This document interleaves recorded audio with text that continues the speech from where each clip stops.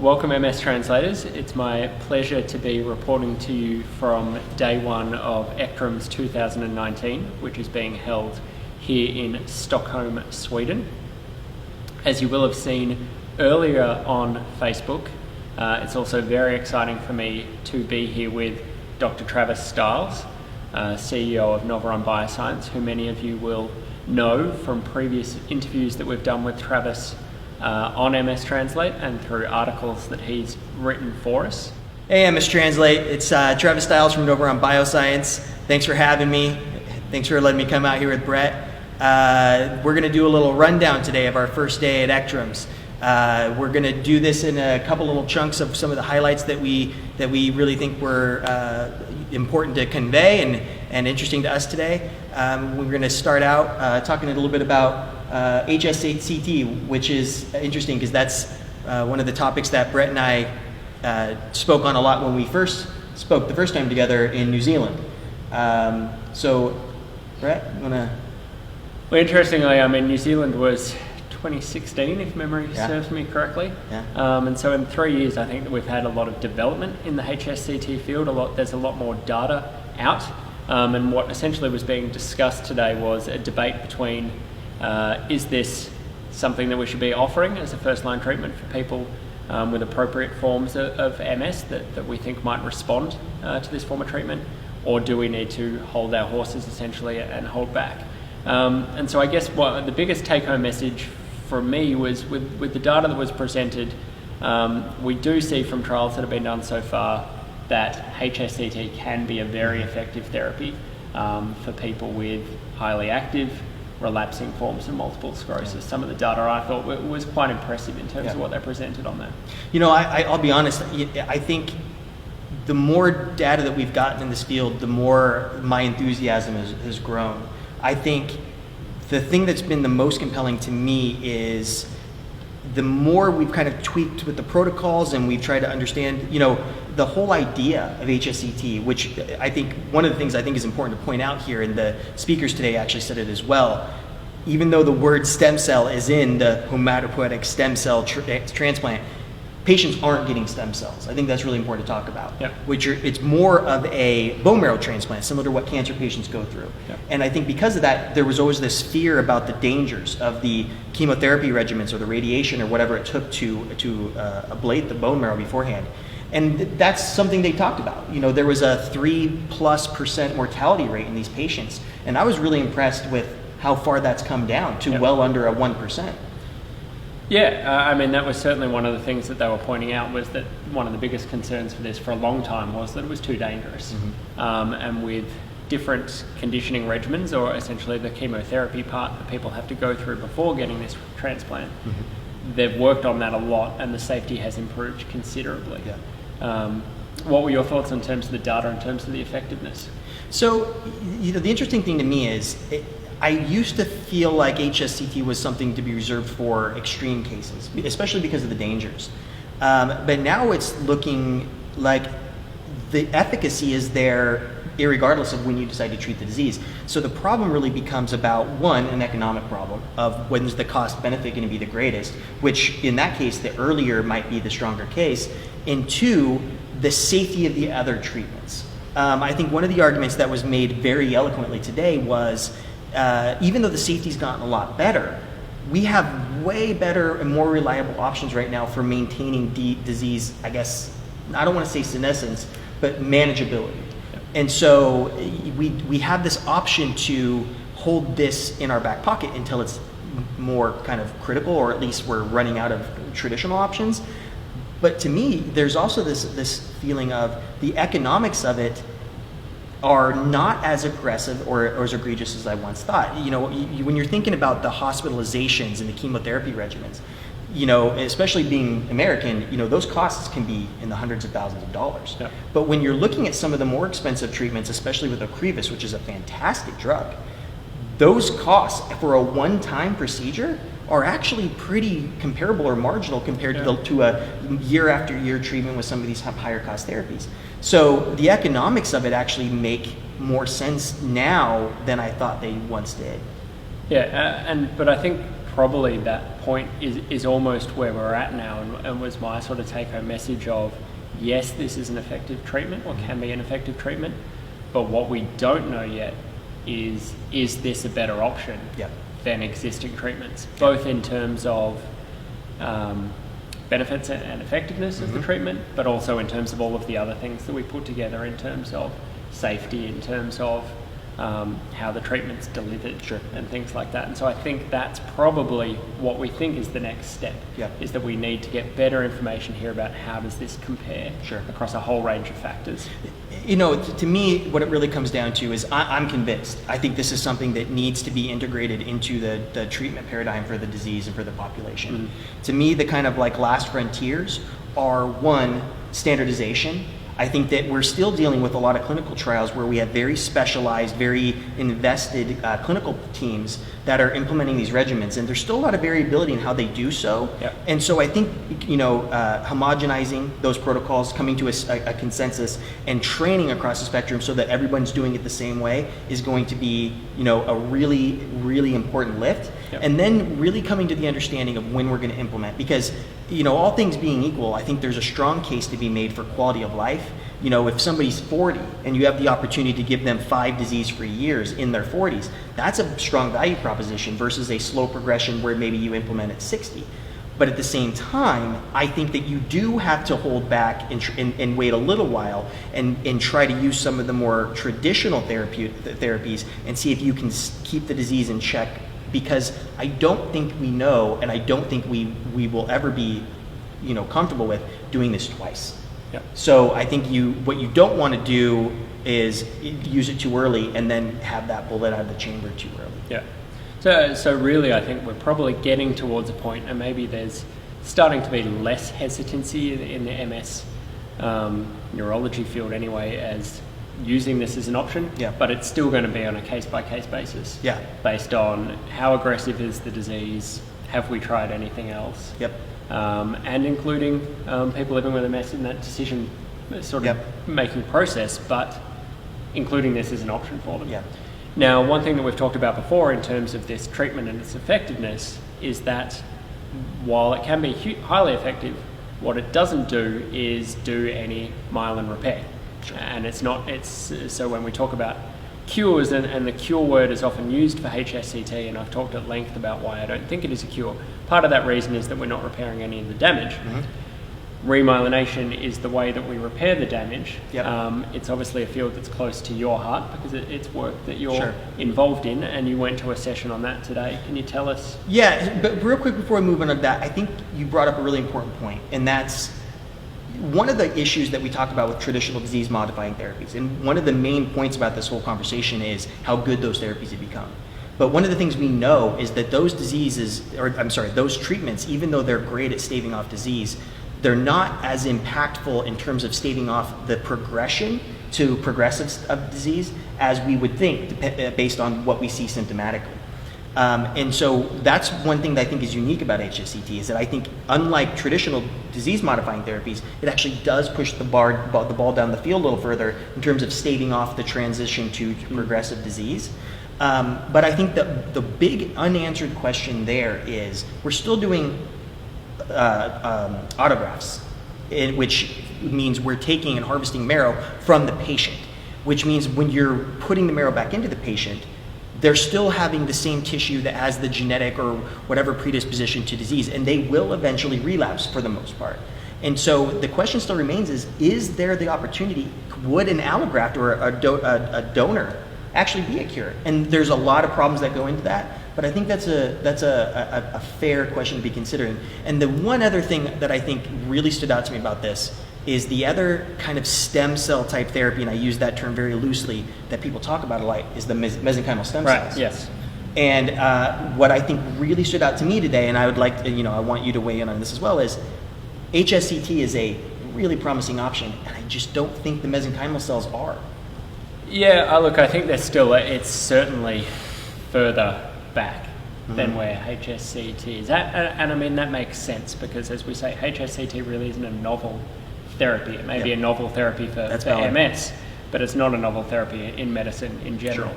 Mesenchymal stem cells is a much newer treatment option. So we did hear about a trial today using mesenchymal stem cells that essentially failed. I don't think we need to sugarcoat that they didn't meet their primary endpoints at all. Although they tried a bit to sugarcoat it. Yeah, there was certainly some secondary endpoints and trends that they thought might have been somewhat positive. And they might be. It's having that come after the HSCT presentation was a stark contrast. Yeah, definitely. And I mean, I had questions regarding their data analysis in terms of that, in terms of whether they'd pooled people with progressive MS and relapsing remitting that I think need to be teased out until we read too much into that one. But certainly another area, I don't think we heard too much about that today that we can comment on. That's fair. But it is something that we will be commenting on as we hear more about it. Yeah. But in terms of what you brought up, I mean, when you're talking about a cure, I think that is a very valid point that even stopping the disease in its tracks, we would be ecstatic to have that happen.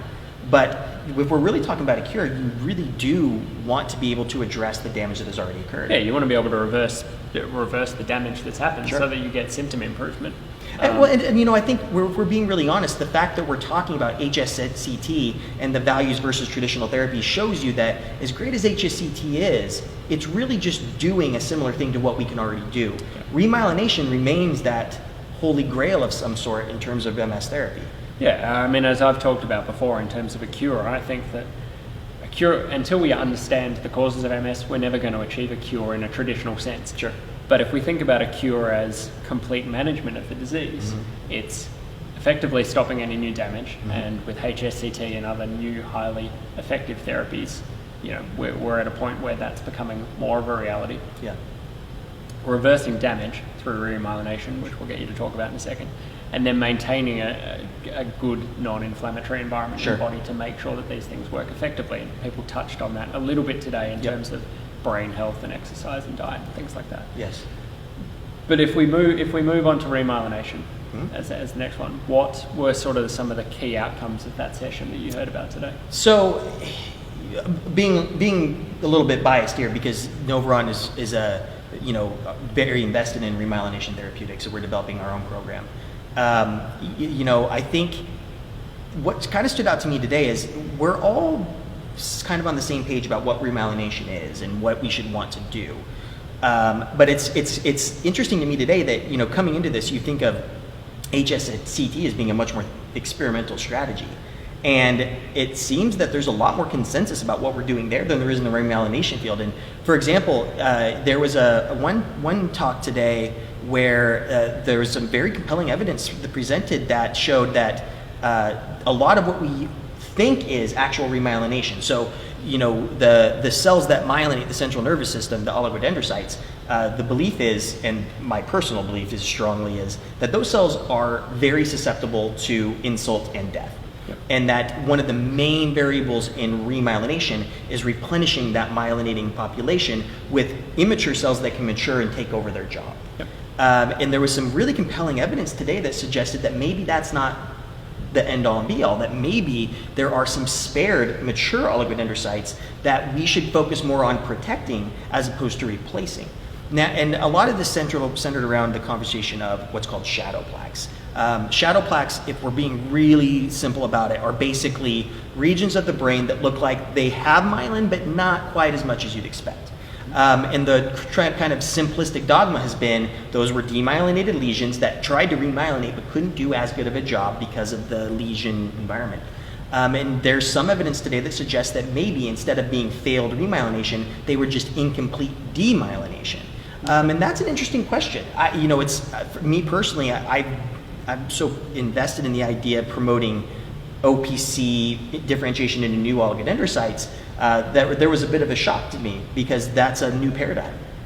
Yeah, and I think that probably makes a huge difference in terms of the research into the area. Because if we've been thinking about that as incomplete myelin repair, and it's not that at all, then we shouldn't be looking at that to learn lessons for what are the processes we need to be looking into here. Sure. Now, without having, I'm trying to put myself into the shoes of the audience, and I wasn't in this session, so I don't know if you're going to be able to answer this at all. So I'm putting you very much on the spot here. from the session, either from your own opinion or from what people were discussing during it, do we have an idea as to how close are we to remyelination being a reality? So, in my personal opinion, I think that it's not that we're not close. It's that there is a diverse array of opinions in the approach to how we get there. I think that the traditional dogma that, again, I admit I'm biased towards because I personally think that this is the answer, is the idea that promoting progenitor differentiation is the way to go. And I think that we're really getting close in that fashion. I think it would be very difficult to find anyone who didn't think that pushing an immature oligodendrocyte to a mature oligodendrocyte isn't beneficial. This new twist about mature oligodendrocytes maybe being spared and maybe being able to be protected is interesting, and we should leave no stone unturned. We should look into that. But there is a preponderance of data that shows that we want OPCs to enter the lesion, proliferate, mature, and take over the job. Mm-hmm. Now, I would say that there's some small caveats. There seems to be a very strong subgroup in the MS field that view anything that pushes oligodendrocyte progenitors to mature is a potential remyelination agent. I think that that's a valid approach because it's a great way, it's a really clean model to screen for new drugs. I think the one caveat of complexity that might be being missed there is the unique environment, because we know that non-MS lesions resolve. So I think that those models have the risk of avoiding some of the complexity of the inhibitory factors in the lesion. And I think that there is another subgroup in the MS field that looks at that specifically, and Novoron's one of them. So again, full disclosure, a little biased. And I think what we focus on is not necessarily pushing the immature oligodendrocytes, because we can do that. And honestly, the body knows how to do that. It's how do we push the cells to overcome the things that are telling them to not mature. And I think that that's a more complex question, but there's groups like ours that are answering it. And so I think that in the straight up differentiation alone, not really looking at inhibitors, we have a ton of great leads, a ton of great potential compounds, and honestly, I would love to be wrong and I would love for those to work, but I think on the other side of the groups like ours that are looking more at the molecules or the treatments that can overcome the inhibition, I think that we've made a lot of progress there as well. So I think that you've got a much more straightforward model that might work quicker, and then you've got people working on the more complex model, but they're working through the complexity. Yeah. And I do think that with the exception of the kind of new wrinkle in the mature oligodendrocyte protection, I think that we're really getting close. Okay. The one factor that I wish we would have heard more of today is some of the blood-brain barrier kinetics. How well do some of these treatments get into the brain? Are they acting on the cells the way we want them to? Because one of the first things I thought of today is some of the screens that they've done. There's, for example, some of the remyelination benefits or some of the lesion resolution benefits we know can act on the periphery. Yeah. So do we miss stuff when we're not looking that way? So I think the simple answer is I think we're still close. I think it's great that we're not taking anything for granted. Yep. And that we're still trying to turn over stones, but even though that might take us down tangents and people might see that as being distracted, I think that we've got people moving the ball down the field, and I think it's always great to still have this kind of investigational foundation. Yep. So, just because I'm going to try and get a number out of you, I'm just going to say numbers, and you just say cold and warm. All right. And let's go for when. I mean, there's too much that can happen in terms of trials not working, sure, regulation and all that. So let's talk about a time frame for when we might have a phase 3 trial for a remyelination therapy. Phase 3. So let's say to start a phase 3, when we initiate. Start a phase 3. When we're going to start a phase 3 trial to test a remyelination therapy, 1 year. It's cold. 2 years. Cold. 3. Getting warmer. 4. That is the best case scenario. 5. Still very optimistic. 6. I think you're getting 6 to 7. I think that's your window. Okay. And then I think depending on the stratification, I personally think that what patients might want to understand is if we do this right, the shots on goal that we take need to be strategic. And so if you're a 35-year-old relapsing remitting MS patient and there's a remyelination drug in clinical trial, that trial might not be the specific trial that gets you approval. Yeah. I think that we might need to take very specific approaches so that we don't miss the gold mine, because there's subsets of MS that are going to give us much clearer signals that I think we might try first. So I think if I'm really trying to be honest, if I was to look at if my mom had MS and I was to say, Mom, I think that you could have a remyelination at this time point, I would say that I honestly believe that a decade from now, that will be something that every MS patient will have as a potential bullet in the arsenal against their disease. Okay. So there we have it. So with time frames, we're talking sort of 10 years as the window before we might start to see these remyelination therapies. But exciting to hear that we're on the right track and people are looking into lots of different avenues for this sort of stuff. So we've talked about remyelination, we've talked about HSCT, we've been talking for quite a while, but we did hear some other talks today. What should we go to next? So I'll just talk briefly. One of the things that I care about with Novoron and what we do is clinical trials, and how we best test our drug is very important to us, because that, I think, is one of the biggest obstacles that trips up drug trials. And so I spent a lot of time today looking at biomarkers and imaging studies, because as weird as it might sound, the scientific progress we have in those areas is almost just as much, if not more important, to getting drugs approved than the drug innovation themselves. And so the interesting, there's a lot of great stuff on the imaging side. One of the things that I was surprised to learn at Novoron is imaging isn't a good primary endpoint in MS clinical trials, which blew my mind. I mean, that's how we diagnose this disease, is you have lesions. You'd think that a drug that could make those lesions resolve would be the easiest thing in the world to test, but because our imaging techniques are too variable, not inconsistent, and not reliable enough, that's not been the case. So seeing the progress today in a lot of the imaging was really promising. And then on the biomarker front as well, being able to look, a lot of times we look at cerebral spinal fluid. So you have to give people spinal taps to look at stuff in the disease, oligonucleotide bands, neurofilament markers. And there was a lot of progress at this meeting. I was really encouraged to see that we've got good serum markers. And the beauty of that is you can draw blood every day if you want, whereas you can only do a spinal tap every once in a while. So the more data you can collect, the more likely you are to see a benefit. And if we can do serum markers, that's a big step. So yeah, and I mean, the ability to use those for a variety of different things. I mean, being able to pick up when a treatment stops working, being able to pick that up much earlier, 100%. It would be a huge benefit in terms of where we're going. So maybe I'll just finish up by talking slightly on... Because you were excited about some of that environmental stuff. Yeah, so I went to a talk, or a series of talks on environmental factors, which is obviously... I tweeted about this earlier. One of the reasons that I think we're interested in it is that we know that environmental factors are involved. I mean, everything points towards that. We know that there's a genetic component. It doesn't explain everything. Environment has to be interacting. But while we've sort of had these environmental factors floating around for a while, it's really this missing gap in terms of our knowledge. So being able to try and nail that down more is obviously really important. It's still being talked a lot about in terms of what environmental factors increase susceptibility. Now that's certainly important in terms of being able to understand the cause. For people who already have MS, obviously we're beyond that point, and there are discussions about how environmental factors may increase progression, and probably the strongest one, which we talked a lot about last year, so I won't dwell too much on at the moment, but which was discussed again today, was smoking.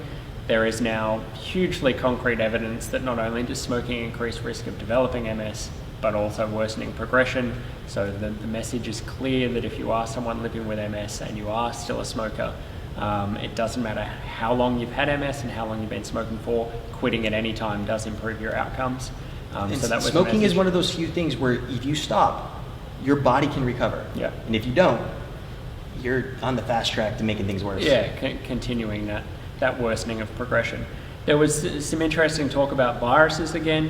Obviously Epstein-Barr virus is one that's been continually linked, and we're going to hear more about that from throughout the conference, so I might save the real discussion about that for a later Definitely. video. But there was some interesting studies that showed evidence that antiretroviral therapy Yep. could be beneficial for people living with MS, which I found quite interesting, and further evidence to the potential for viruses to be involved, not only in the development but in the continuing progression of the disease.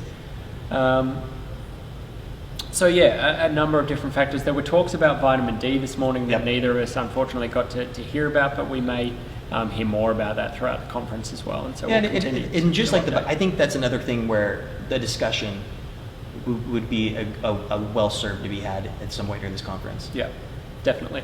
So we might leave it there. The conference venue is starting to close down. We're possibly the only two people left in the building. Doing it for you guys. But no one knows that we're here at the moment, so that's fantastic.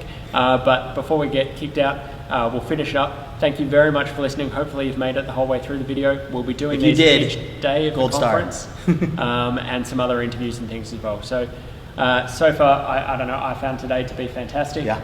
Obviously your first time at ECTRIMS, so a new experience. First time in Europe. But we'll continue to provide these updates. So thanks guys, keep watching. Thanks. Bye.